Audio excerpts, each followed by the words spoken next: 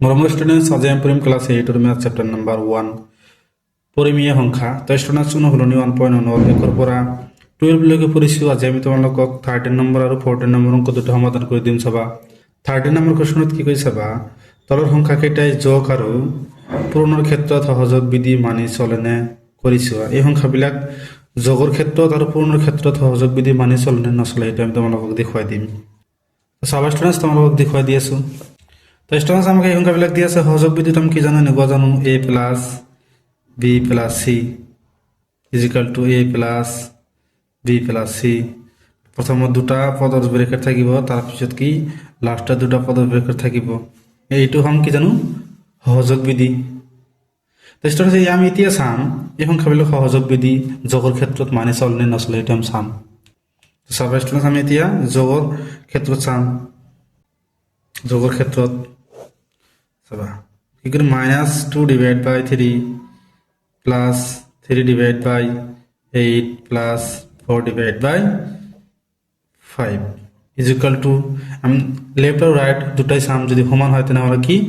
সহযোগ বিধি মানি চলে আর যদি সমান নহয় তাহলে আমি কি করব সহযোগ বিধি মানি নচলে আমি check Karim 2 divide by 3 plus 3 divide by 8 plus 4 divide by 5 প্রথমত এই দুটাত আমি বের করে দিম প্রথম পদ আর দ্বিতীয় পদ লাস্টত আমি তৃতীয় পদ আর দ্বিতীয় পদটা বের করে দিম এটা আমি কি জানো সহযোগ বিধি তো স্টুডেন্টস আমি প্রথমত এই ব্রেকেট দুটার সংখ্যা সমাধান করিম তারপর এই দুটার সমাধান করিম চাবা আমি 3 আর 8 এর লসাগু কিমান জানো 24 এতিয়া -2 লগত কিমান পূৰণ হ'ব চাবা -2 হৰ কিমান জানো আমি 3 3 আমি লসাগু ডিভাইড কৰিম কিমান হ'ব 3 8 গুণ 24 তেনেহলে 3 আছে তেনেহলে আমি কিমান জানো 8 টু কি লগৰ লগত পূৰণ হ'ব প্লাস এই 3 এৰ লগত কিমান পূৰণ হ'ব এই 8 এর ইয়াক ডিভাইড করে দিয়ে কিমান হ'ব 3 8 গুণ 24 3 গুণ হ'ব তারপর কিমান থাকে plus 4 divide by 5 is equal to এটা আমি সেম করি প্লাস এই দুটার লসাগু হলো কিমান হ'ব 40 3 লগত কিমান হ'ব 5 পূৰণ হ'ব 5 8 গুণ 40 4 লগত কিমান পূৰণ হ'ব 5 আর ইয়াক ডিভাইড করে দিয়ে কিমান হ'ব 5 8 গুণ 40 8 হ'ব চাবা এটা কিমান হ'ব -16 plus 9 divide by 24 plus 4 divide by 5 is equal to -2 divide by 3 plus এটা কিমান হ'ব 3 5 গুণ 15 প্লাস 4 8 গুণ 32 32 ডিভাইড বাই 40 তাৰপিছত চাবা এটা কিমান হ'ব -7 divided by 24 plus 4 divided by 5 is equal to -2 divided by 3 plus it is equal to 7 4 divided by 40 তারপরে সাবা স্টুডেন্টস এই দুটো লসাগু আমি উলিয়াম কিমান হবে দুটো পূরণ করে দিয়া কিমান হবে 24 5 0 120 লসাগু কিমান হ'ব 120 এতিয়া আমি কি করি -7 লগত কিমান পূৰণ হ'ব 120 আমি 24 ডিভাইড কৰিম কিমান হ'ব 5 5 এৰ লগত পূৰণ হ'ব প্লাস 5 এর ইয়াক ডিভাইড করলাম কিমান জানো 24 24 টু কিমান হ'ব 4 লগত পূৰণ হ'ব ইজ ইকুয়াল টু দুটাৰ লসাগু আমি কিমান জানো 120 জানো -2 লগত কিমান পূৰণ হ'ব 40 প্লাস 47 এৰ লগত কিমান পূৰণ হ'ব 3 পূৰণ হ'ব চাবা এটা কিমান হ'ব 35 -35 প্লাস 8 8 গুণ 16 6 হাতে থাকে 1 4 2 গুণ 8 আর 1 9 divide by 120 is equal to এটা কিমান হ'ব 120 -120 প্লাস 3 7 গুণ 21 হাতে থাকে 2 3 4 গুণ 12 আর 2 কিমান হ'ব 14 ডিভাইড বাই 120 তারপরে এটা কিমান হ'ব 6 এর পৰা 5 মাইনাস কৰিলে 1 9 এৰ পৰা 3 মাইনাস কৰিলে কিমান হ'ব 6 divide by 120 is equal to এটা কিমান হ'ব এটা যেহেতু ডাঙৰ ইয়াৰ পৰা মাইনাস কৰিম 1 এৰ পৰা 0 মাইনাস কৰিলে কিমান হ'ব 1 নাই 4 এৰ পৰা 2 মাইনাস কৰিলে কিমান হ'ব 2 তো স্টুডেন্ট এইটো চাবা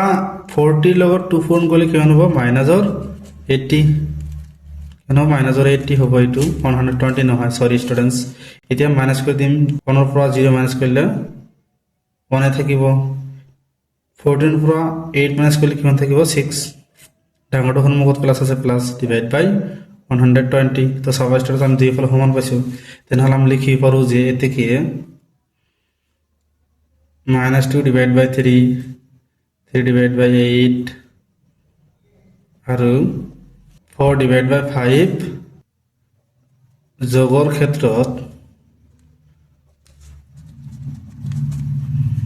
সহযোগ বিধি মানি চলে।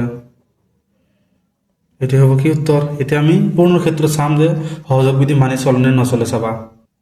তো ষ্টুডেণ্ট এইটো চাম কি সহযোগ বিধি, আমি এতিয়া চাম সহযোগ বিধি কি জানো, a into b into c is equal two a into b into c, এই দুটা ব্রেকেট আৰু প্ৰথমে দুটা ব্ৰেকেট।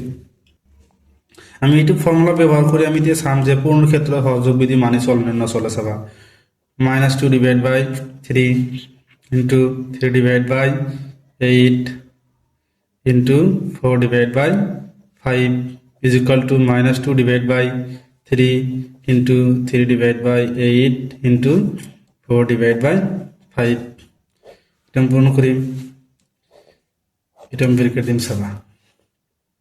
প্রথম এটা আমি সমাধান করিম চাবা। 3 রে 3 ডিভাইড করলাম কি জানো 1, 2 1 গুণ 2, 4 2 গুণ 8, তাহলে কেমন থাকিল -1 ডিভাইড বাই 8, -1 ডিভাইড বাই কিমান হ'ব 4 into 4 divide by 5 is equal to এটা কিমান থেকে -2 ডিভাইড বাই 3, এটা আমি 4 1 গুণ 4, 4 2 গুণ 8, এটা আমি কিমান পাম 3 1 গুণ 3 ডিভাইড বাই 5 2 গুণ 10। স্টুডেন্ট এতিয়া আমি কি কৰিম, এইটো সমাধান কৰিম। তো স্টুডেন্ট এতিয়া আমি কি এই 4 ৰে ইয়াক আমি ডিভাইড কৰি পাৰো কিমান 4 1 গুণ 4, 4 1 গুণ 4, তাহলে কিমান থাকে 1, ইয়াত থেকে 1, -1 আর +1 পূর্ণ করলে কিমান হবে -1 ডিভাইড বাই 5 আর 1 পূর্ণ করলে কিমান হবে 5 ইজ ইকুয়াল টু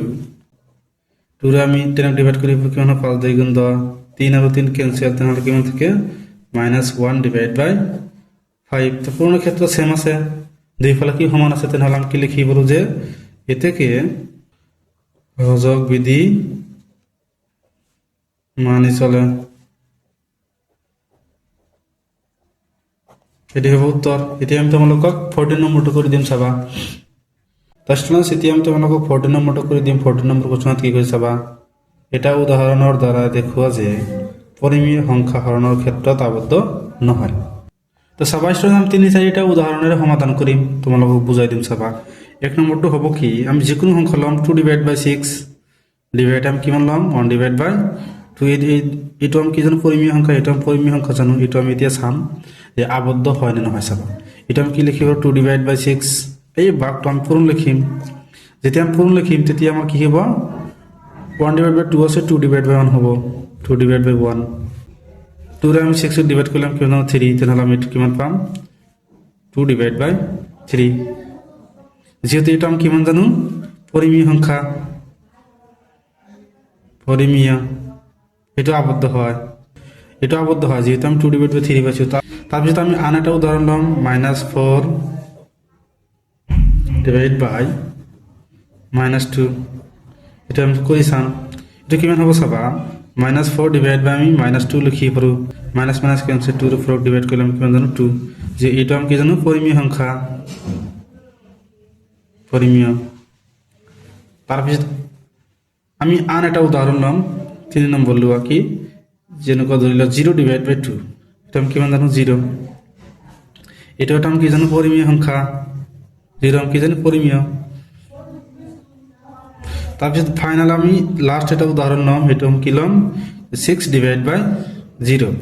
এটা আমি কি ইকুয়াল টু আমি লিখিব নোৱাৰো, ইয়াৰ মানে কি ইয়াৰ অর্থ হল যে 6 ডিভাইড বাই 0 মানে আমি কি অর্থহীন জানো, আমি 6 ডিভাইড বাই 0 লিখিছো যেহেতু এটা কি অর্থহীন,